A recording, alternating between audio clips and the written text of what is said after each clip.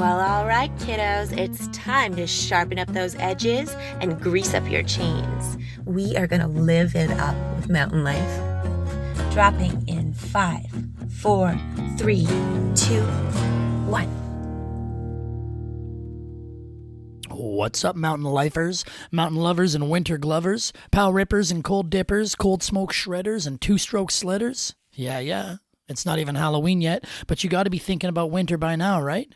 There's dusting snow on the summits here out west, and we're about a month away from opening day, so thank you for joining us here on Live It Up with Mountain Life. This is episode 36. My name is Feet Banks, and we're playing a little bit of inside baseball on the show today because our guest is moto-adventurer, stand-up paddleboarder, author, and inventor Todd Lawson, who also happens to be one of the co-publishers of Mountain Life and kinda, sorta, maybe a little bit my boss.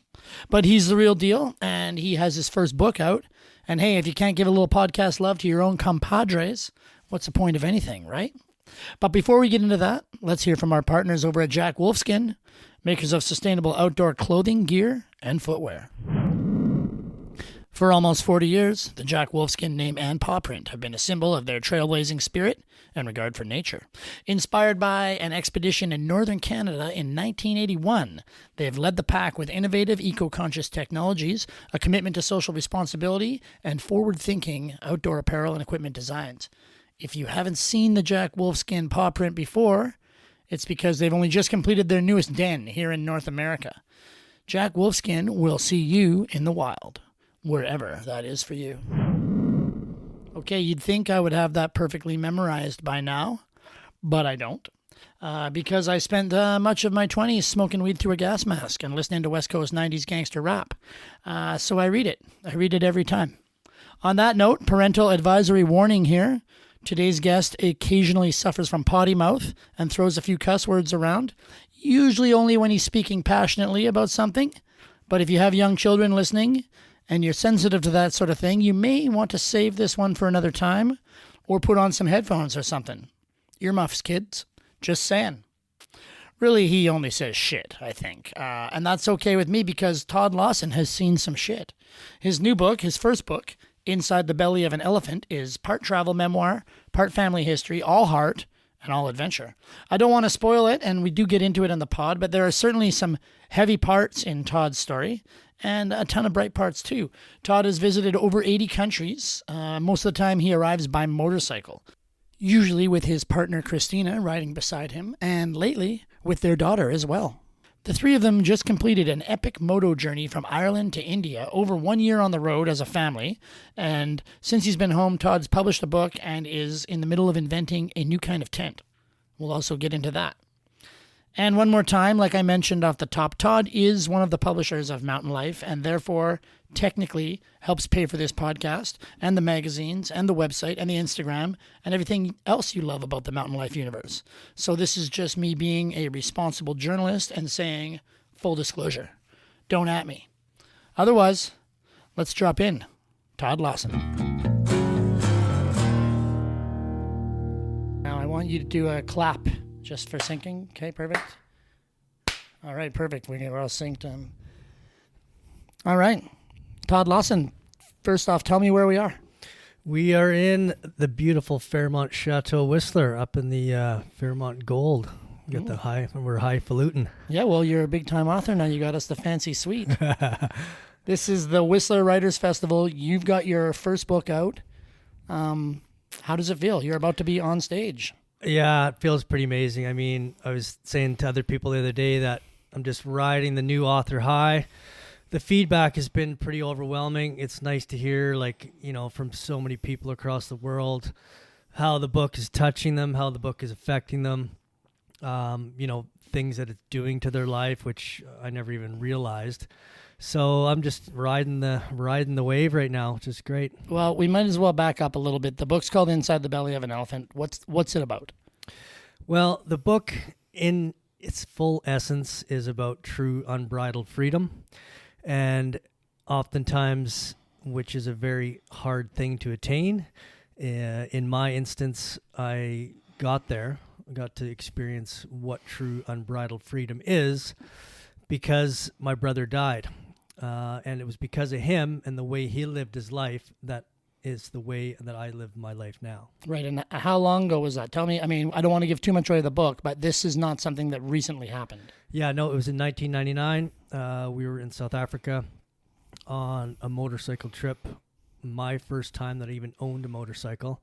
And Sean had been racing dirt bikes in Cambodia, and he kind of came over from Cambodia. I came from Canada. We decided to meet in South Africa because both of us had traveled pretty extensively on our own throughout the years.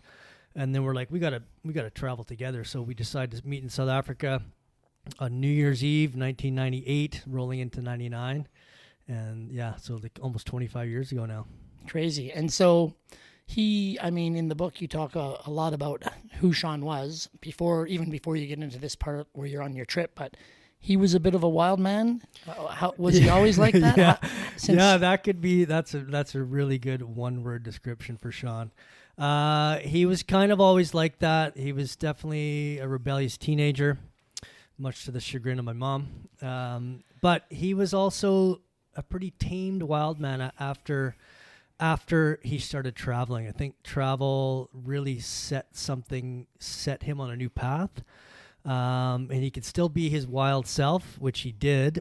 He was definitely one to avoid the backpacker crowd and, avoid going to the same places. And he traveled on his own terms. He definitely got out there. He got amongst it, and he just did it in a really different way than most people do. Yeah. And where do you think that came from? You guys grew up in northern Alberta. I mean, I guess we should probably say, full disclosure, we know each other. You are one of the publishers and the photo editor of Mountain Life. This is a very family affair here. But so I know you grew up in northern Alberta.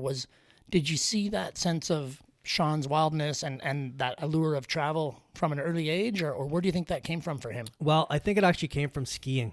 Right. And, when you ski and when you get skiing takes you to that unbridled freedom. I mean, it's just like, we grew up on this little ski hill called Lake Eden, which was 15 minutes outside of our hometown. It had one chairlift, 2 rope tows, 2 T-bars, and just one of those hilarious Alberta, everyone's skiing in their jeans, and they had night skiing and stuff like that. But then we went to, we got into ski racing, and then we went to the provincial championships in Jasper. And that's when it was kind of like, boom, the doors of the mind were blown open. It's like, holy shit, look at these mountains. There's elk walking down the street and all that. And I think that was the first impetus, was skiing. And then he started traveling, and then that just blew the doors wide open. And he was like, wow, this world is out there for me to go and get. He's like, he devoted his life to it. Right. And then how about for yourself? You're a couple years younger. So did you kind of follow in his path and his decisions, or you said you had both done a lot of your own traveling before you did this trip? Yeah, I was definitely a little bit more reserved. Interesting fact about me that a lot of people don't know about me is that I used to be a golf pro. And, when you're a golf pro, you are a professional, and, you kind of walk that walk for a while. But then I used to travel by myself every year for 4 to 5 months every winter when there was no golf season. So then I got tapped into that, and I can kind of you can kind of be yourself when you're traveling. There's nobody around to judge you. Everybody's having a good time. Everybody's doing the same thing. So you're meeting new people every day, new circumstances. It's just serendipity unfolds, and you just kind of let the road take you. And this is before you could. Everybody plans everything now, over plans everything, book this and book that and book that. And back then it was just fuck it. It was the Wild West. You just go and you see where it takes you. Yeah. You would have some traveler's checks, and, some people would have a map or maybe a book, and that was kind of it. There was no Yelp reviews. Exactly. Well, The Lonely Planet was the Bible. But Sean was one of the only guys that I knew that ditched that scene altogether, because he's when everybody has a Lonely Planet, everybody goes to the place that's recommended in the book. Yeah. You meet the same people there, maybe it's not that same day or weeks or whatever, but so you get kind of in that, which is good and bad. It's nice to see people that you connected with. You see them a couple weeks later just randomly, because there's no email and stuff back then. But when you travel with a guidebook, you have no predetermined vision of what that place might be. You just go and experience it for yourself, and you can decide whether it's good or bad. Mm-hmm. So, part of this book is, years later, Sean's passed, you're living in Whistler, you meet your partner, Christina, and you two did a motorcycle trip. Obviously, Sean must be in your mind when you're doing that trip, but you motorcycled from Whistler to the bottom of South America in that similar kind of style with no real firm plan. Yeah. And I mean, this is all in the book, so we don't want to give too much away, but how did you know that was part of your healing process as you were doing that, or was that just something that kind of happened naturally? I think Christina really kind of helped me figure that out. Right. Because she's quite emotionally intelligent, and I'm not so much. So she was really a good, counselor in a way. And some days it was like, some days you have rough days, because I would often think back to this tragic last few days in the hospital and when, Sean was dying. Yeah. And sometimes it was hard to get out of that rut, because I dealt with a lot of guilt, which I talk about in the book. I didn't even know what it was at the time, but it was called survivor's guilt. Yeah. And it happens when, people die in a train wreck and 30 people around them die and they're the only survivor. It's like, why me? So I dealt with that for a while. But yeah, the travel in itself was a great healer, is a great healer. It takes you on a wild ride up and down. And when every day is new and exciting, you kind of, you don't have time to think about the bad stuff. You just are into the good stuff. So It seems like, the travelers or the survivor's guilt, when there's a difference between being on a train crash with a bunch of random people and like deciding with your brother to make a decision, which ultimately ends up in the end of his life that you decided together. Was that weighing heavily? Obviously it must have been weighing heavily when you were still home in Whistler with Christina and then also on the road, or did it sort of come out once you got back on the bike? Yeah, the really hard parts of that were shortly after I got back from Africa, and I was kind of just, I don't know, floating almost in a ways, and just kind of not knowing what I wanted to do. But then I got into photography.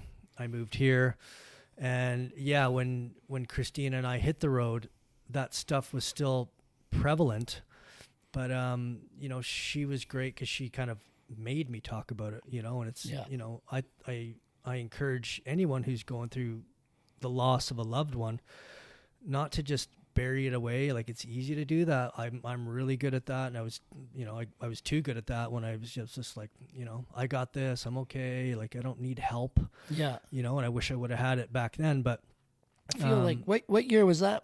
That would have been, early 2000s kind of thing. Yeah, exactly. Yeah, I got here in 2001.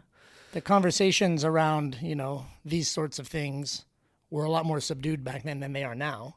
How long did you kind of walk around in that daze before you were able to sort of start to feel a little bit normal again? Yeah, well, it was, I don't know, it was probably like 4 years. Yeah. Yeah, but by the time, from 99, I met Christina in 2000.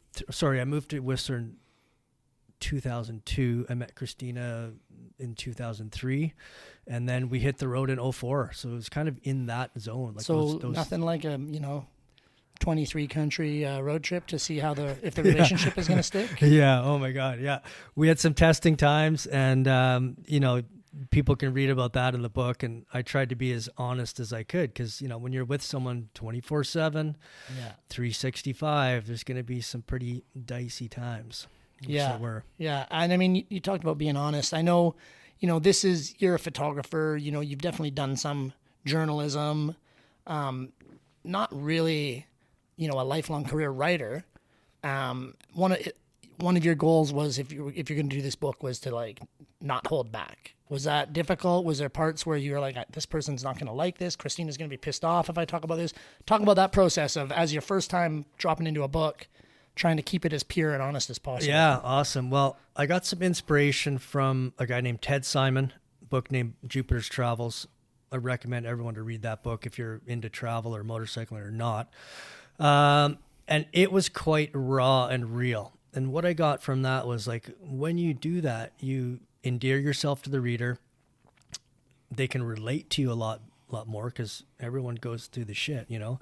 But what really helped, you know, was Sean was a very prolific journal writer. So he had like stacks of journals that I could go and reference, and, you know, I'd be like, okay, he was here exactly on this date, and this is what he was going through. I put some of those journal entries in the book because I wanted people to read what he was thinking.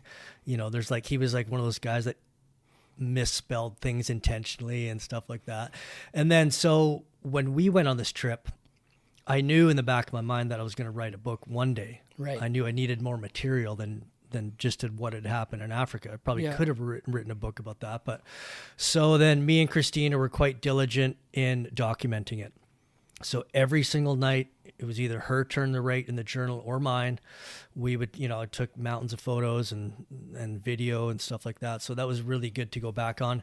But just circling back to answer your question, it was very tough to be raw and real, because I don't think I'm that way in person. You know, it's hard to like just spill your guts out to people sometimes. But in the book, I do, and I'm glad I did. Yeah. So you got that trip in the bag, and then, you know, there's the book has another motorcycle adventure on, you know, even a grander scale, but with a little bit of a callback. You're, you know, going from the bottom to the top of Africa, you know, where Sean passed, giving out mosquito nets to villages along the way whenever you could. Obviously, there's logistics. When that was only 3 years after the first trip, or not even. It was 19 months after we got home. Yeah.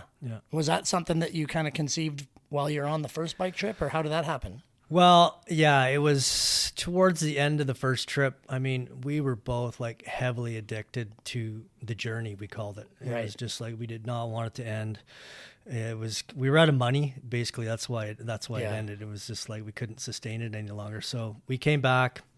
We're really good at working our asses off and saving money. So we did the bare necessities kind of approach. Like, if it's not a need, if it's a want, not a need, it doesn't make the grade. There's no like wasting $5 on a coffee or, you know, chocolate bars or any of that shit. It was just like, boom, tips and everything went into the jar. We call it the TF, the travel fund. And it was an actual glass jar that we had. And we just like stuff that thing thankfully, this is back in the day of cash. Yeah. So you could actually do that. Yeah, now it would have to be just a barcode on the wall or something. Yeah. But I remember it was one night in Chile when I said to Christina, this was near the end of our trip, I was like, do you want to go like to Africa? And, you know, Africa's a bit more intense on the poverty scale, and it's just, you know, when you're traveling there as solo riders or two riders, like you get a lot of attention when you rock up into town with your bikes and stuff like that, you know, like people are swarming around you, and it's pretty amazing most of the time. Sometimes it can be a little bit intimidating, especially when there's like guns involved and things like that. But yeah, we just worked our asses off, and then in early 2008, we left for Africa. And you did it no GPS, no maps, just sort of a general route plan and relying on the faith of the people? Or? Yeah, the Africa trip was a little bit different than the first trip to Latin America. The first trip was like completely freewheeling it, no GPS, no cell phone, no guidebook, none of that stuff. We had a paper map, and we just kind of pointed the tires south almost every day and just asking locals. Like, you know, it was I'm sure we missed a lot of great high points of different countries, but we just discovered it on our own terms, and that was cool. Right. In Africa, it was a little bit different because we were kind of at the whim of logistics with the mosquito net project. Yeah. So our mission was to deliver mosquito nets, as many as we could, like you said, that were crammed in our saddlebags, to like remote villagers when we would stay with them in their little villages and we saw the need for it, right? And then we would also help with on a grander scale, because the malaria net distribution projects that they have in Africa are extremely well done. Like, it kind of blew us away how well organized they were. So we would go there as volunteers. We were working for two different organizations, or volunteering, I should say. One was the Malaria Consortium, and one was the Against Malaria Foundation. So the Against Malaria Foundation is amazing. What they do is they basically create fundraising web pages for you where people can go and donate. And in our case, it was called Motos Against Malaria. They do like swim meets and runs and all this stuff all over the world, so people can donate. And we never saw the money; it just goes directly into the nets. Yeah. So we raised something like $6,000 or $7,000, which translated into, I think, 1,400 nets. And obviously, we can't carry 1,400 nets on our bikes, so we would join these bigger distribution projects. We did one in Uganda, one in Tanzania, and we basically went from hut to hut, making sure that the nets were actually hung properly. Right. Because in a lot of homes in Africa, they just don't have the education involved, and they just kind of drape it over. And if it's hanging like 2 or 3 inches above the ground, they're useless, right? So yeah, that was like intensely rewarding to know that we were saving lives. Yeah. And I mean, this, you're not going from town to town and checking into the Hyatt. You guys were often in tents on all your trips. You're camping, you're asking people if you can stay in their yards. I feel like for a lot of people, this style of travel is, frightening enough that they won't do it. Were there times on either of these trips, I'm sure there were, where you were like, oh, maybe this wasn't the right call today, or maybe we should have went a different road, or what are we going to do here? Yeah. And, I think one thing that travel kind of prepares you for is you end up developing that sixth spidey sense of like, hey man, something's not really right here. Like in a lot of different countries, we all know from traveling that there's a lot of scams out there, and people work in packs, where one guy will be distracting you and the other guy will take your shit or whatever. I remember this one time, actually, we were in Acapulco, Mexico, and these guys, we were looking for a place to stay and we just couldn't. I was actually trying to meet up with a friend of mine that I had met years ago. And anyways, we're looking for a place to stay. Couldn't find one. And these nice dudes, they're kind of like us, same age.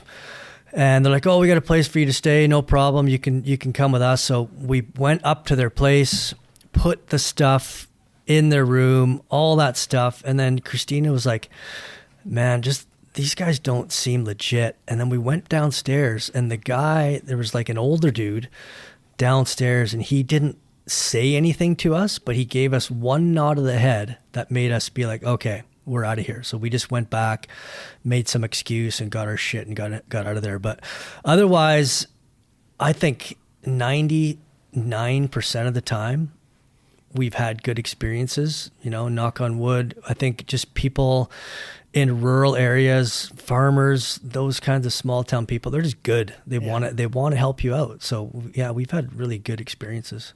I feel like a local Whistler girl named Lindsay McKenzie, she traveled the world alone when she was 23, 22 years old. And she said, if you keep the same as you, if you keep your head about you and don't get wasted everywhere you go, it's pretty easy to have a safe journey generally if you trust your gut and keep your senses. Yeah. And you do, we did get lucky a couple times, because I remember one time, and this was in Palm Springs, California. And we met these guys at this bar. One thing led to another. We got wasted. And this guy, he's like, where are you guys staying? We're like, oh, we just had our stuff and our bikes stashed underneath a tree in this vacant lot. And he's like, don't sleep there, man. I got this awesome place for you to stay. I'm working at it. He's like, there's a pool in the backyard and everything. And we got there. We took a cab there. And this place was still under construction. We slept on the cement floor. Mm-hmm. And I remember waking up at 1 p.m.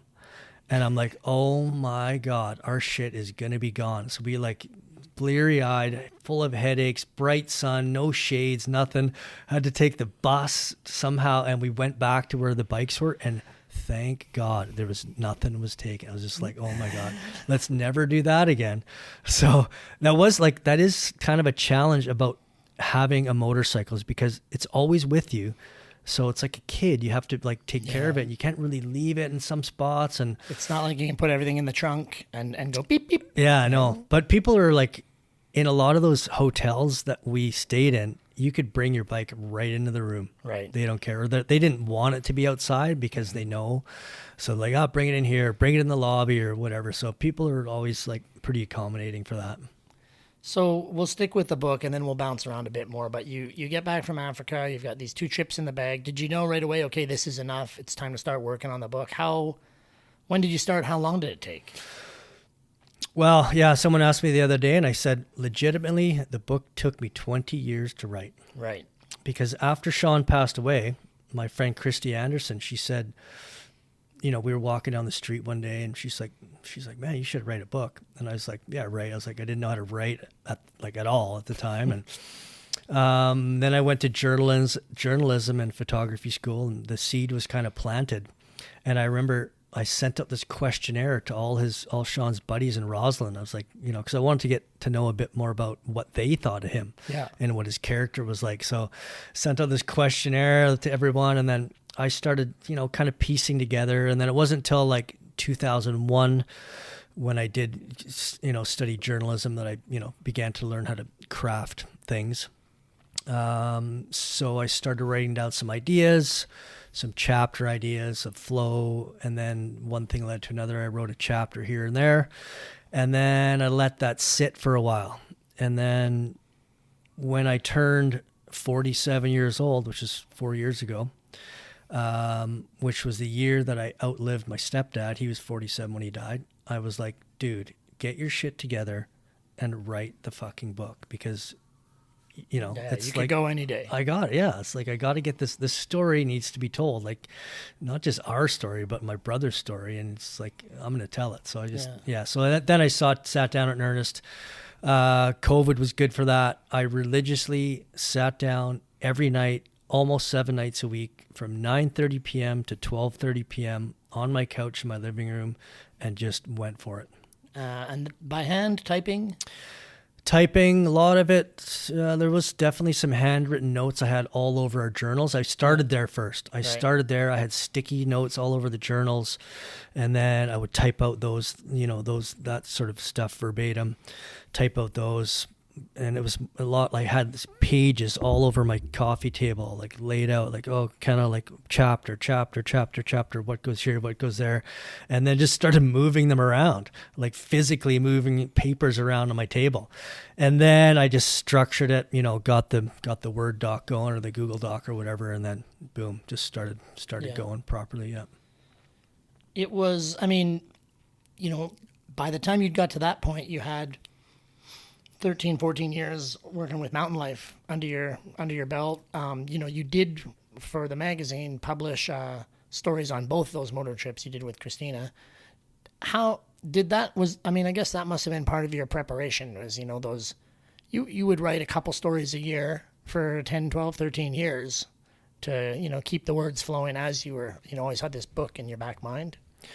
Yeah. And, like you touched on it earlier, I'm not a full-time writer. Yeah. Like, writing doesn't come easy to me.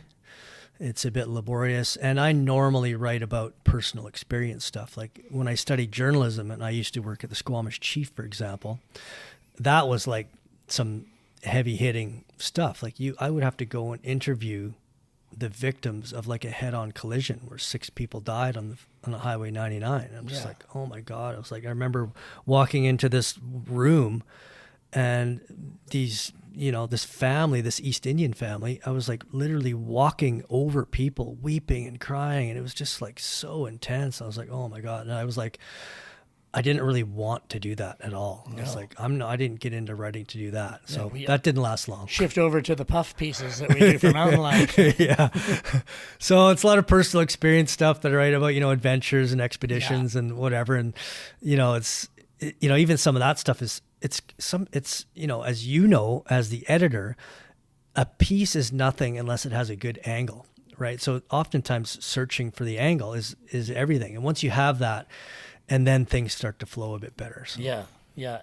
If you can get the first line down. So the book, it goes to the publisher, it gets accepted, it comes out. It's just come out for the general public, but you've been able to have pre-copies, and it's been for sale here in Whistler at Armchair Books for a while. Is there an extra sense of closure or of finality to, losing Sean and the pain and carrying this thing in your mind that, I need to do this. He can't do it. It's on me. I need to do it. Is there a lightness to you nowadays that this book is done and out? 100%. Yeah. I mean, I definitely got swept away in the I've got a book in my hands now. And it wasn't until at least a week or 10 days after, I had the book and a couple of people started reading it that I sat down in my kitchen. I just started crying. And I was just crying, and I just let it go and released it. And it was just yeah. I mean, and that's when it was well reviewed. Imagine if everyone hated the book. Yeah, thank God.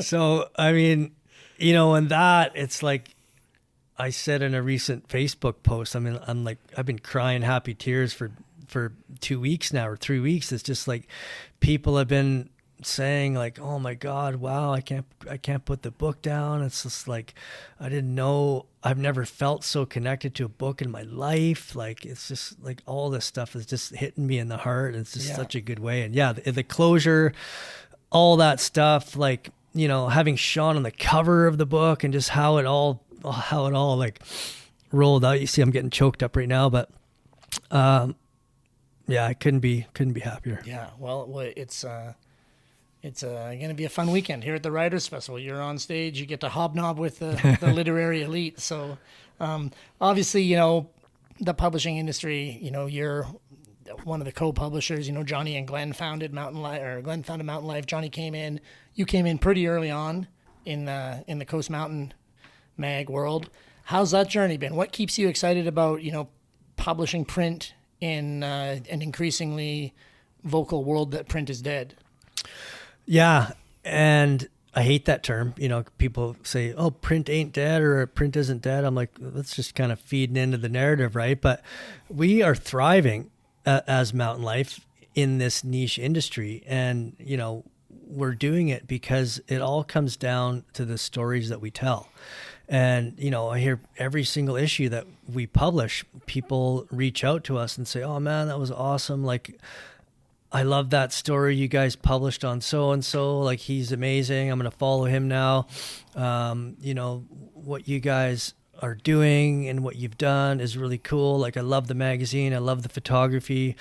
So I think, those guys beating down the door and starting with nothing and building it to where it is right now deserve a lot of credit. I think we have a great team, yourself included, and Amelie, and we got a great new team in the Rockies, and we're rocking it in Quebec. And so I think just, being able to survive and thrive in an industry that is declining as a whole, just a newsstand publications, for example.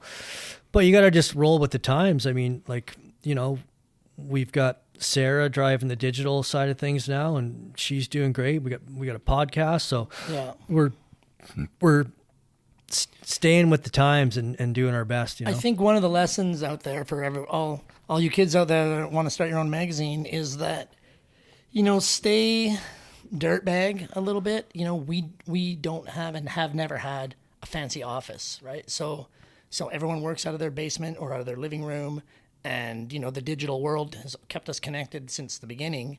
But, when the economic crisis of 2008 hits and, advertising drops by 30-40%, we don't have overhead of an office, electricity, all that stuff that comes with that in the old era, you couldn't be anything if you didn't have an office. But we kind of hit that sweet spot where we're able to have a digital office the whole time. When COVID hits, you don't have to pay rent on an empty building or that kind of thing. I think it's been very fortunate, and I don't know if that was by design by Johnny and Glenn, or if it's just, back to their rafting, ski guide, ski bum roots where, make do with what you have and stay humble. But I think that's been an incredible part of the Mountain Life story is, we find a way to do it and, don't spend too much on stuff that's maybe not that essential other than to look fancy. Yeah, 100% remote since 2003. Yeah. And yeah, we have talked in the past about having a physical presence, but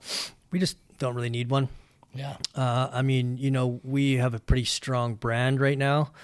So there's definitely potential out there to have a physical presence with our Mountain Life brand and merch and doing that stuff and spreading the vibe. And I kind of feel like we should just set up a sake poke bar maybe and have that as the Mountain Life offices. Sounds good, man. What about, I mean, you're do the lion's share of the photo editing. Obviously, other teammates step up when you're away. How hard is it now, almost 20 years in, to see, 15 to 30,000 images a year of mountain sports generally, blue snow or blue sky, white snow, green trees, brown dirt. Is it difficult now to keep, finding stuff that excites you from a photography standpoint? Well, I'll never get sick of looking at good images. And I'm very fortunate to be in that seat where I get to see the cream of the crop of, like, honestly and truly, like, the world's best outdoor action sports photographers. Now, obviously, as time goes, it's harder to make your images stand out. So people really push the creativity realm, which I love. I just got to be a photo editor of the Red Bull Illume show, and they'll be announcing the winner of that pretty soon. But there's, some amazing images worldwide that come from there. But, coming from Canada and the regions that we publish images in, which is Quebec, BC, Ontario, and Alberta, it's amazing. Like, that's really the key driver of mountain life is the world-class photography. Like, people pick up a magazine and they're like, oh my God, this is free. Like, look at these. Like, it just feeds the stoke. Yeah. And it feeds into our mission, which is connecting people from all walks of life to the magic of the mountains. And through photography just enables that majorly. And I mean, I like that mission from all walks of life. And I know it's, early on, I think the first story you did for the magazine was on the canoe pullers down in Squamish, right? And I know it's been one of your objectives was to always include Indigenous stories in the magazine, and it seems like the rest of the world is catching up to that. It's the same with women, and now it's other people of other color and LGBTQ, and it's. How important is it that we, make sure that everyone feels like they can go outside and have a good time and tap into that freedom that that you love, that Sean loved, that our readers can connect with? Yeah, well, the outdoors is for everyone, and I think you've done a really great job of enabling that and seeking out stories, from other writers, from other people out there that are doing amazing stuff from those communities. I think, we were early on, we always made that part of the magazine, and part of what we did was just to tell those stories and give a platform and a home base for those stories to take place, and for those people to tell those stories in paper, on paper, for forever. Yeah. And of course we can always do better, and so can everybody else. We just ran a story, speaking of traveling, you didn't stop traveling after Africa. Your family just went on a huge mission. You biked from Ireland to India, basically. Same old thing. This was something you wanted to do, and you've had a jar in the room, and the difference, of course, is now you have a daughter. Yeah. So, we got back from Africa in late 2008, and then we had our daughter in 2011. And we knew at some stage we wanted to introduce her to this world. Yeah. Because of, the effect that it had on us, and just, we had loved it so much. And, in order to legally take your kid on a motorbike, they have to be able to touch the pegs, right? That's the thing. In every country, or just ours? Well, just ours, I think. Probably not in every country, of course. But yeah, so we're like, and then one time I saw a picture of this sidecar with, it actually had like a surf roof rack on it, and we're paddlers, and I saw this thing. I'm like, bing, light bulb went off. I'm like, why don't we just get a sidecar, and then we could put the kid in there, and we could take our boards and we can go. So we just wanted to wait until the time was right. Because if you go when your kid's 3 years old, they're not going to remember everything. It's going to be way more of a slog. Yeah. So Sienna was 10 when we left. She was in grade 6. She's 11 now.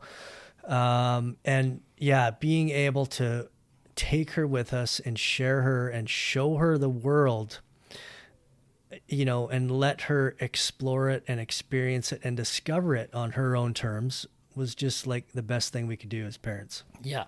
And it seems, I mean, people always must be coming up to talk about that. You know, you were able to share it on the internet. And I mean, I'm fielding questions about what you guys are up to when you're away. So I imagine for you, the response from other families was, you know, was it generally positive? Did you get the classic internet trolls being like, this is unsafe and you're bad parents and you're not fit to... Well, not too bad. Actually, not too bad. Most people are pretty supportive. We did post something on a forum one time about India. And they're like, he said to me, I would think you are a very irresponsible parent to take your kid to India on a motorcycle. Right.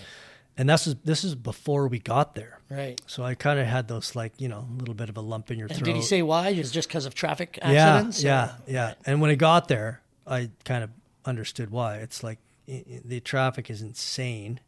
And on a motorcycle, you're very, very low on the totem pole. Like if there's a truck coming at you, you move over. It's not like, hey man, you're in my lane, flash your lights at him. It's like, no, that's not how it works. It's like you just move over. The bigger you are, the more right away you have. Yeah, there's lots of road there, so you just, you know. But so yeah, we just had to be extremely in super ultra focus 100% of the time while we were riding in India and Nepal. And what was, you know, other than that, what was the biggest challenge in, you know, traveling as a family with a young person that you're both responsible to? Was there, did that create extra levels of friction or extra levels of bonding or a little bit of both? Or both, yeah. The tough part is always the conditions, whether, you know, because you're outside in the elements all the time. Yeah. You know, unless you're staying in a hotel, which we did sometimes. Obviously, it was probably 65 to 70% of the time camping or staying with people. Yeah. And the other 30% of the time was like hotel, Airbnb. But yeah, the conditions, you know, rain, wind, snow, all that stuff kind of, you know, makes it tough. Logistics are tough too every day. Like, do we have enough food? How much gas do we have? We've got to change the oil. What's happening with the bikes? You know, what's happening with each other? Educating our kid while on the trip. You know, we did have her enrolled in an online program, which was kind of hit and miss for us. You know, she didn't like it most of the time. We didn't like it most of the time.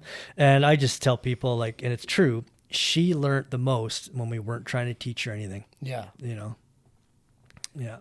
I mean, one of the perks, you know, of running and working for, you know, one of Canada's top outdoor media companies is gear. We have access to a lot of pretty top end or brand new cutting edge designed gear.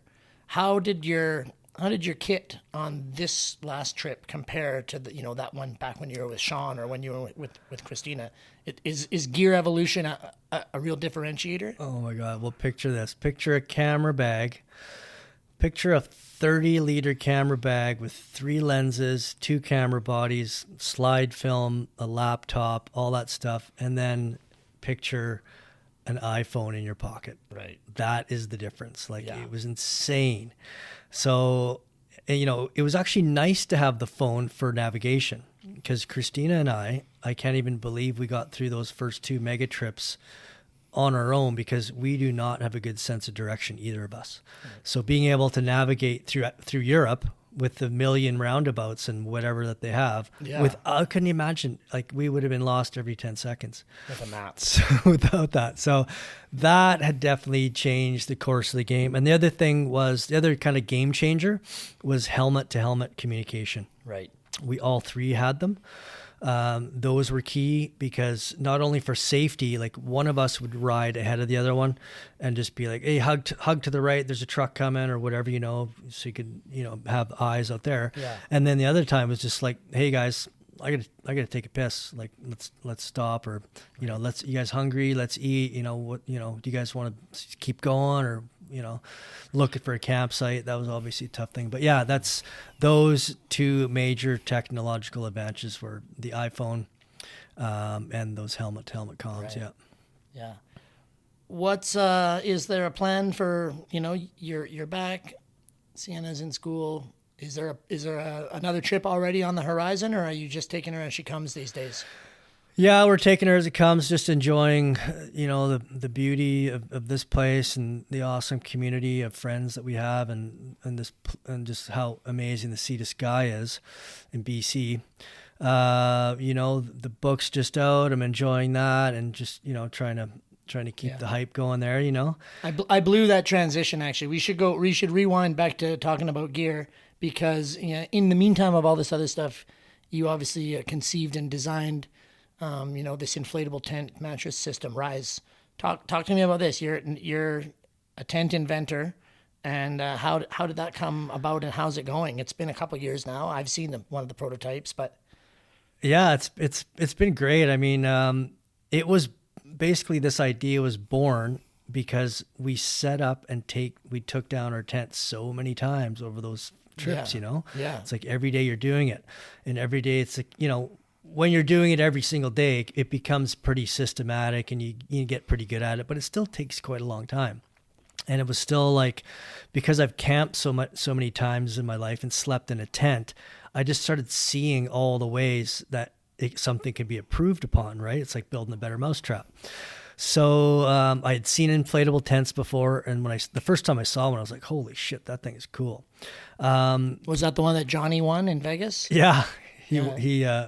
He pumped up this tent in something like 30 seconds and won like $1,000 or something. Yeah. So it was so my whole thing now that I am getting a bit older is like, it's so important to have a good sleep.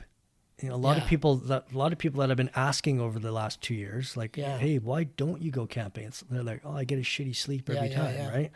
So my mission is to not only make it easier to set up and take down a tent, but also make people have a really good night's sleep. For sure. And I mean, I'm the same. Sleeping on the ground now at 47 is not the same as 17. That's for sure. Yeah. Even with a better thermarest. Well, and it was funny because when me and Sean did our first trip in Africa in 99, I had no mattress. I slept on my clothes because I was too cheap to buy a thermarest. Or actually, no, I forgot it. It was one of the key. I had this mattress and I forgot it in Cape Town. It was like we couldn't go back and get it. So I slept on my clothes, which sucked. So what's that process been like, designing a tent and then getting it manufactured and getting prototypes built? Is it anything like putting a magazine together or orchestrating a trip or, making a slideshow, or is it its totally own beast? Well, it is kind of its own beast, and I'm in total learning mode and student mode because, I've never done it before. So I've had a lot of help along the way, just reaching out to people and being like, hey, what do you do this? Like, what's next? And how do you do this? And how do you do that? So definitely had a lot of help, but it's been a really fun process. I've been loving it so far. I'm just, it's fun to bring something to life, to kind of birth something that I think will be a hit, and I hope it's a hit. Because, even this summer, testing it, and on our trip, we tested it for the last 3 months of the trip in like various different countries and different conditions. And I had that personal validation, when you have an idea and then it actually comes and it's the physical form. I was like, wow, I actually dig this. And I'm actually like, we're into it and we use it and it's easy. And it's like, it was really cool. So now the next step will be the public validation, and we'll see if that comes. So there'll be a Kickstarter coming down the line here next spring, summer. Beauty. Well, it floats. Talking about paddleboarding, you mentioned you're a big paddler. I mean, I'm not a big paddler. I make fun of paddleboards, but I know the Mountain Life crew are kind of pioneers a little bit in whitewater paddling. What keeps you doing that? What got you into it? Well, I've been a paddler all my life. Even as a kid, we used to take canoe trips with my stepdad. He used to take us out on these pretty audacious trips where we would take 2 canoes, and he was one guy and he took like 6 kids. Me and my cousins would go. And, you know, you could imagine like everyone is under 17, you know, between 9 and 17, he's taking these 6 kids on these trips. So that kind of when I first got bit by the paddling bug, you know, it's just like, for me, I don't care what I paddle really. Right. It's just like, just paddle. So then after canoeing was sea kayaking and doing a lot of those trips all over the place. And Christina and I did a couple epic ones. Like we did one in Malawi and a few other ones. And then I was paddling on our lake in Whistler on Alpha Lake one day, and I just saw these people, this couple paddling upright, and I was like, wow, that's pretty wicked. So they let me try one, and kind of right away I was just like, it's just a new way to paddle. Right. You like it more though? Like to me, sitting down seems more comfortable. Well, the one nice thing about a paddleboard is that you can sit down whenever you want. You know, the one thing about being in a kayak is that you're just in there the whole time. If you got to take a leak or something and you're out in the open ocean, like you're kind of screwed, right? So you can, you know, I'm not one of those guys that's like, if I do a mission, I don't have to stand up and paddle the whole time. It's like, I'll lay down, I'll sit down, I'll kneel down, I'll get into the wind and whatever. But so I think the versatility which is what really got us. So this was back when in 2011, Christina and I were going to Belize, and I pitched this company. I was like, hey, do you guys want to send us a couple inflatables, and we're going to paddle the Belize River? And we did that, and it was just like so amazing to be on the river by yourselves, navigating yourselves, just going with the flow, 3 days. And when we came back, I took a couple buddies, Jimmy Martinello and Trevor McDonald, and we went and paddled the Thompson River. And that was like some really good whitewater that kind of scared us. And now it's like not that bad, but it was like, wow, it was like, this is something totally new. And then, Johnny got on board and he was fully into it. Those guys are really good surfers. So we were starting to do like West Coast wave hunting trips, and that was really awesome. So I think, just the versatility, the places that we could go, the shit that we could pack on them and go for, you know, we went to the Northwest Territories for 14 days on the river, and we packed all our own stuff, like all our own food and everything. And so that was pretty awesome. So is that your favorite, like paddleboard versus skiing, or what's your kind of, if you're booking a dream trip, what's it going to be? Both. It would be skiing POW to the bottom of the valley and then paddling a class 3-4 whitewater river. That would be, and then playing some golf after. That would be good. Yeah. We'll wrap it up with just a few little things. You've been to how many countries now? I'm closing in on, I think, 82. Right. So is there any, I mean, I'm sure there's many, but what's one meal that really stands out? Oh, wow. Well, I don't know. I mean, you cannot go wrong with anything Mexican. Yeah. I love Mexico, and I actually haven't been to Mexico in like 20 years, believe it or not. I love Mexican food. The Argentinian parillas are really good. But when we were in Italy, it was just like, you can't even get a shitty meal in Italy. It's just like everything was good. It was awesome. Yeah. Is there one piece of essential gear that you absolutely won't go on a trip without, whether it's a knife or a compass or a lucky hat, or is there something that you've always got with you? A lighter wrapped in duct tape. Right. Yeah. On a string around your neck? No, but that's my innovation right there. That's good. Yeah. And another thing is, I guess explain it for people. Why a lighter wrapped in duct tape? Oh yeah. So you know how easy it is to lose a lighter or someone steal your lighter. So when you have it wrapped in duct tape, it kind of like, if you pass it to someone, they just automatically, I don't know, they give it back to you because it's kind of like a talking point almost. Yeah. And then you always need duct tape. So it's there instead of like carrying a heavy roll of duct tape somewhere.